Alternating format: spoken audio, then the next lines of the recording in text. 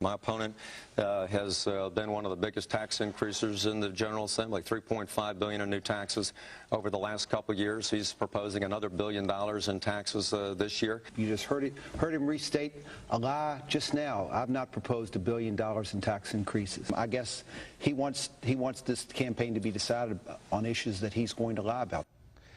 Well, there's some sound from the debate last night in the Virginia governor's race, and here's the latest polling from Real Clear Politics. This is the average of the recent polls. There you see Republican Bob McDonnell with 51% and Creed Deeds, the Democrat, with 42%. We'll start on this race, a big race in Virginia.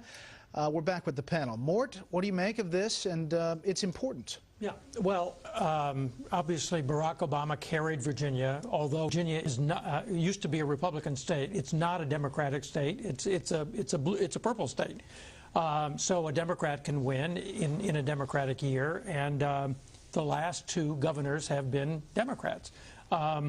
Creed Deeds, however, is not Mark Warner, the first Democratic governor in the line, or Tim Kaine, the current Democratic governor. He's a much weaker candidate. He's been practically entirely negative against Bob McDonnell, trying to raise social issues when the economy is the big issue in the race. And McDonnell did write this paper 20 years ago, saying that it was bad for women to go into the workplace because it was bad for their children and that there shouldn't be child care and stuff like that. But he's sort of been saved by the fact that his daughter was a platoon leader in Iraq, so he can use that argument. And so I think he's free of that social issue, and it doesn't work for Deeds. Nina. And it's remarkable that none of that's taken any traction in Virginia. I've actually talked to some women in the Virginia or Northern Virginia area, Republican women, who say they wouldn't vote for him, and yet he's still that much ahead. And so I think this more than the New Jersey race has turned more on national issues. The ads against Creed Deeds have focused on cap and trade, raising taxes, trying to tie him to Barack Obama's policies. So in some ways, I think it tells us more about where red states that voted for Obama will be next year.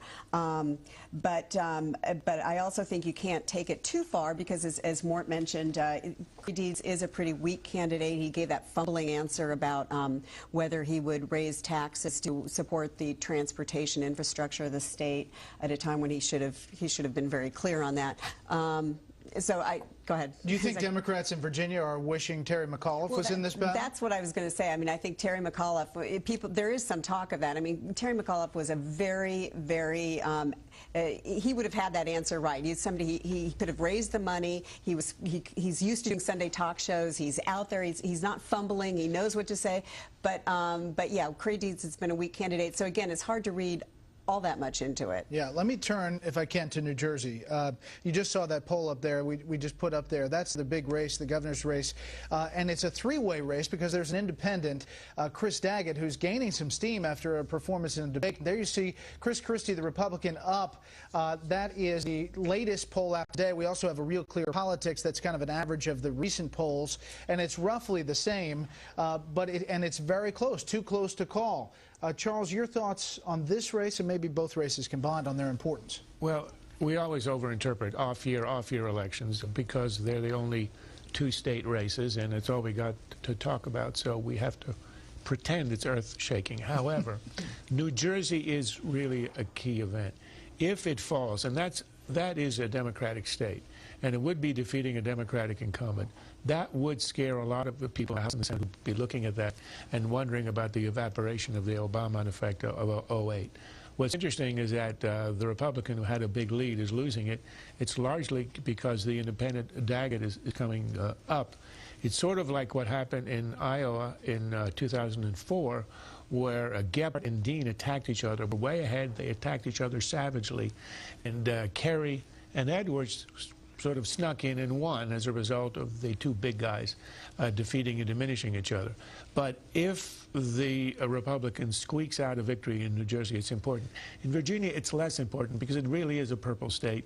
Creed Deeds is a very weak candidate, and he's got to win in Northern Virginia, which is essentially a suburb of Washington.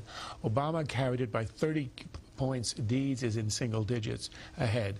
So it looks as if he doesn't have a chance, but it'll have less national importance. Mort, in New Jersey, Republicans for the longest time have been licking their chops to win in New Jersey, and it seems even if they have a lead, they come up to Election Day and something happens. Well, they have done it before. I mean, Christie Todd Whitman won, Sure, and Tom but Kaine there are won. more cases where Democrats come from behind them. Now, one interesting fact is the conventional wisdom is the Daggett factor, that it's going to elect Corzine.